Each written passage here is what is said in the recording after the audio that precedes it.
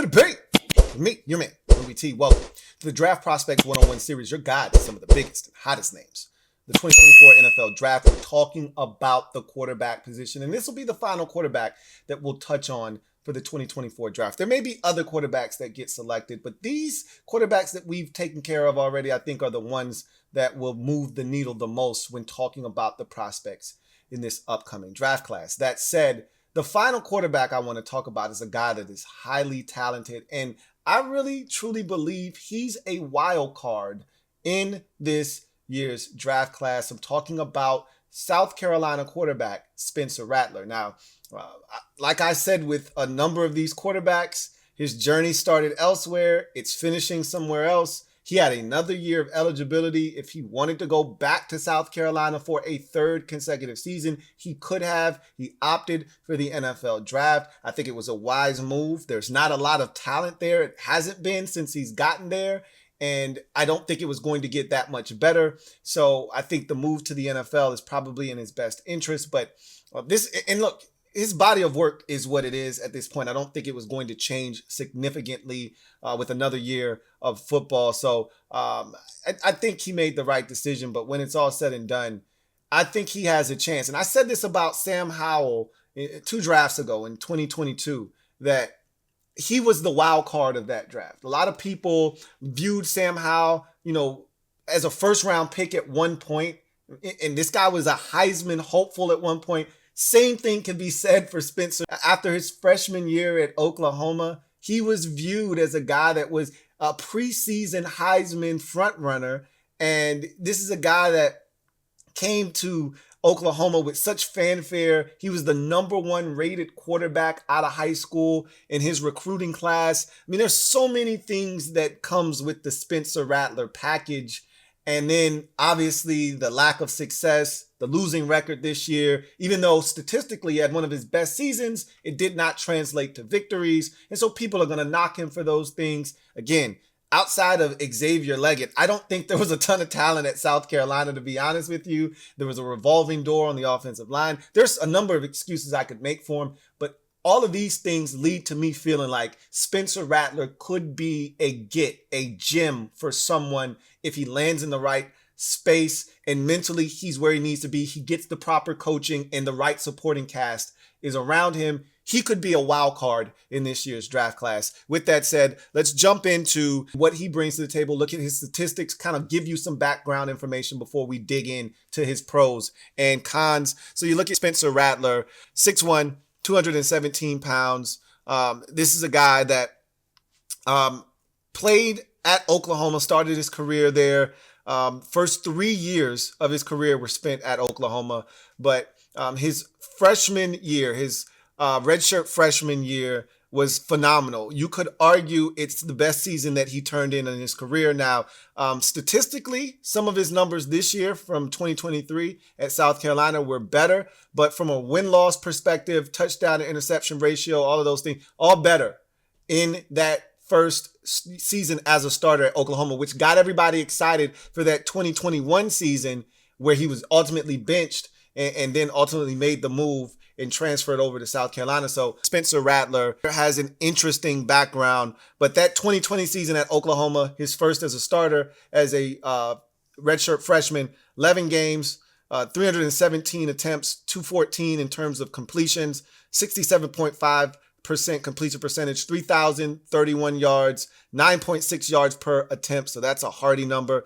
28 touchdowns, 7 interceptions, 9-2 record as a starter his freshman year. So a 4-to-1 touchdown to interception ratio for your first year starting, 9-2 record. All of that spoke to this guy has star written all over him. The next year, kind of disappointing. He starts in 6 games, right? Starts his season 6-0. He was 5-0 going into the Texas game, which, is a massive rivalry. What do they call it now? The Red River rivalry now. It was the Red River shootout. I think it's Red River rivalry now, whatever it is. It wasn't going well in that game, and some of the other wins earlier that season had been somewhat lackluster, and so they had this massive freshman sitting behind Spencer Rattler. you might know his name, Caleb Williams. And so they inserted him in. He comes in, he plays well, and the rest is history. He never gets his job back. But he was 5-0. He started that Texas game, so he got credit for being a starter there. He was 6-0, but got benched. He had a 74.9 completion percentage that year, 1,483 yards, only 7.9 yards per attempt, which was way down from the year prior, and 11 touchdowns, 5 interceptions. So again, it wasn't going all that well for him, but nonetheless, he transfers over to South Carolina for the final 2 years of his collegiate career. 13 starts in 2022, 66.2% completion percentage, 3,012 yards, 7.6 yards per attempt, 18 touchdowns, 12 interceptions, led South Carolina to an 8-5 record, including a big-time season-defining win against then highly ranked Tennessee Vols team featuring Hendon Hooker, who was on a pace to potentially be the Heisman Trophy winner. He had ultimately got hurt in that game, but they were getting destroyed before the injury. And so a lot of people were excited that Spencer Rattler decided to come back to school, but this season did not go as planned. 12 starts, 68.9% completion percentage, and that's a career high for him in a season in which he started from start to finish, right? And then the 3,186 yards, also a new career high. 8 yards per attempt was a really good number for him. 19 touchdowns, 8 interceptions. So the interception to touchdown interception ratio, not as high a discrepancy as you would like it to be. You would like that to be somewhere in that 3-4 plus range to 1. It's right around 2-1. So not ideal, right? And then the 5-7 record speaks to the lack of talent around him on both the offensive and defensive sides of the football, because he actually did not play poorly necessarily this season, but the interceptions and some of the turnovers do affect the outcome of some of these games. So with that said, let's jump into Spencer Rattler, talk about his pros, his cons, and why he will probably hear his name called somewhere in the mid portion of this draft. We start with his pros, however, and the first thing that to me jumps off the screen, and I kind of gave you a little insight as to the guy's talent. He's a high-level talent, and this is his superpower. This is the thing that makes him stand out and why you would take a risk on him. I have it highlighted in red because to me, it's the best attribute that he currently has, and he's just super talented. There's a reason why he was the number 1 quarterback coming out in his high school recruiting class. There's a reason why he went to Oklahoma and why he was being pursued by Alabama and Notre Dame and some of the big powers in college football. There's a reason why when he decided to enter into the transfer portal, there were so many teams that wanted him. This guy's talented, big time arm, good athleticism, can make any throw off of any platform.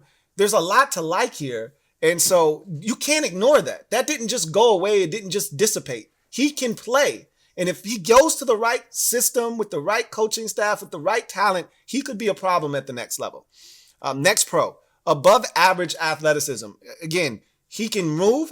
I don't think his legs are a massive difference maker, right? But he can extend plays. He can use his legs to pick up 5 on 3rd and 4 and move the sticks. He's not going to make anybody miss out in space necessarily, but he's got enough speed to turn the corner on a slower defender, things of that nature. So above average athleticism, and he can extend plays, right? Throws with touch. There are some balls that he throws where you just go, wow, that was gorgeous, right? This feathery soft touch, layering it over a defender, getting it to a guy in a position where he can catch it and run. He shows the ability to take some off when he needs to, or to put gas on it when that is necessary. Can extend plays, as I just mentioned, got enough athleticism to extend plays as a runner or as a passer. So he can extend plays. It's not the strongest of suits of his, but he can make it happen. Will give his receivers a chance down the field, especially. It was fun watching him give Xavier Leggett opportunity after opportunity, and Leggett making him right time after time after time down the field. he will give his guys a chance. 50-50 ball situation. If you got a guy that can go up and get it, Spencer Rattler's going to give you an opportunity. He sees one-on-one. He's going to try and take advantage of it. And so I love that. You get one-on-one, you make a team pay for it, or at least attack them and see what can happen. Maybe you get a flag, maybe you get a catch, but you got to attack one-on-one when you get it, right? 3-level passer. He can get the football to any portion of the field. Short, intermediate, deep, any hash. He can throw the football, wherever you need to put it. Again, he's got a big-time arm, right? He's got true high-level talent, and so he's a 3-level passer. And then experience. This is a guy with 48 career games that he's played in, 42 games as a starter. So a ton of experience, more than enough for Spencer Rattler. And he's a guy that definitely has the experience that I think will help him make the transition from collegiate passer to NFL quarterback. So then you transition to his cons, and these are the things that give you pause when talking about Spencer Rattler and what he potentially does not have or does not possess or does not illustrate enough that may cause him to hear his name called later in the draft, or may not give him an opportunity to be the high-level NFL starter that you would like him to be. First thing is his height. You can't control it. I don't like harping on height because teams in the league has spoken on height, and they've diminished how much value teams put in that nowadays. Again, you would much prefer your quarterback to be 6'4", 6'5", 6'6", but those guys don't grow on trees. And with the way the NFL is transitioning, if you can play ball, you can play ball, whether you're 5'11" and you're Kyler Murray, you're 6 feet, you're 6'1". If you can sling it and you're athletic and you can get the ball where it needs to go, there's a place for you in the NFL. So I don't want to really harp on his height too much, but he is a shorter quarterback, and you did see a lot of batted balls on tape. Penchant for taking sacks. I don't like talking about sacks when talking about college football quarterbacks a lot of times, because generally everybody's getting sacked. It's just a part of the game. A lot of college football plays are made out of structure, right? So guys are extending. That's how you make big plays in college football. A lot of these plays, if it's not something quick out of the hands of the quarterback, a screen, a hitch, a slant, if it's not something easy that you get it out of your quarterback's hand, then a lot of times the play breaks down. Quarterbacks don't like what they see. They extend the play. They make something happen. And so in the process of doing that, you're going to take some sacks. So I tend to stay away from sacks unless you're at one or the other extreme end of the spectrum, whether you're one of those guys that doesn't take a lot of sacks, like a Michael Penix Jr., or you're a guy like Spencer Rattler who takes an inordinate amount of sacks. So I have to bring it up. Well, this is a guy that in his 5-year career, but really 4 years as a starter, 4-year career, this man took 105 career sacks. 105. In the last 2 seasons alone, he had 71 sacks. In 2023, this past season, he had 40 alone, right? There are guys who go through 5-6-year careers and don't get sacked 40 times in college football. I talked about Michael Penix Jr. He didn't get sacked 40 times in his entire career, right? Meanwhile, Spencer Rattler has been sacked 40 times in 2023 alone and 71 times over the last 2 years at South Carolina. I mean, that's a ridiculous number. So he's a guy that will put you behind the sticks, put you in some tough spots. And then sometimes when you do that, you ultimately find yourself trying to dig yourself out of the hole, doing too much, and then you turn it over. So some of these cons can go hand in hand. The next one, fumbles. I put question marks there. I don't want to say that this is a massive problem, but it's a problem that exists. 18 career fumbles. He had 3 this year, including 2 seasons where he had 6 or more fumbles. Now, he only lost 7 of the 18, but the best way to ensure that you don't lose a fumble is to never fumble in the first place, because we don't know where that ball is going to go. Once it hits the turf, once it leaves your hand and it hits the ground, who knows what's going to happen? All bets are off. It's really luck at that point, whether you recover it or not. So he's got too many fumbles for my liking. But again, I don't know if it's a massive problem, but it is a problem that exists. The next 2 are what I deem to be his biggest deficiencies, which is why I have them highlighted in red. We start with will put the ball in harm's way. Um, he does play a little bit of hero ball, and you saw it more so at South Carolina than you did at Oklahoma. Um, and I think a lot of that had to do with the supporting cast at South Carolina just wasn't very good. And so when you feel like it's all on your shoulders, you got to make it happen. You got to make a play. You might risk a couple of passes and throws that you probably shouldn't, but because you feel like you have to make a play, if you don't do it, who else will? You start forcing the ball where it doesn't belong, and then turnovers ensue. And you see that quite often with Spencer Rattler. And then the next one kind of falls into that one as well.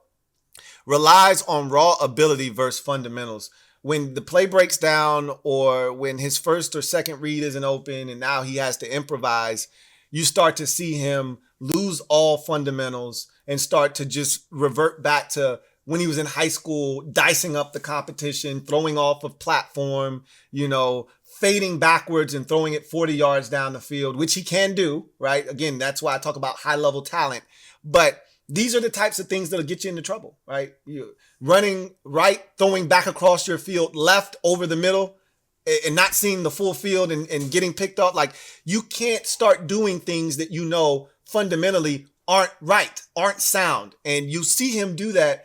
And every now and again, he'll, fall back into old habits. The fundamentals will go by the wayside. His raw ability kicks in. But again, now the ball sails on him because he's not facing his target properly, or he's fading backwards as he's throwing the football and the ball sails on him and it's getting picked off. Right. So these are things that can be cleaned up, but he's going to have to make a conscious, concerted effort to really hone in on the details and the fundamentals of his game in order to be more consistent and take away some of these negative plays, including the sacks, which are very harmful if you're trying to run an efficient offense. So you go from his cons to his comp, and the guy that I think he most closely resembles at the NFL level.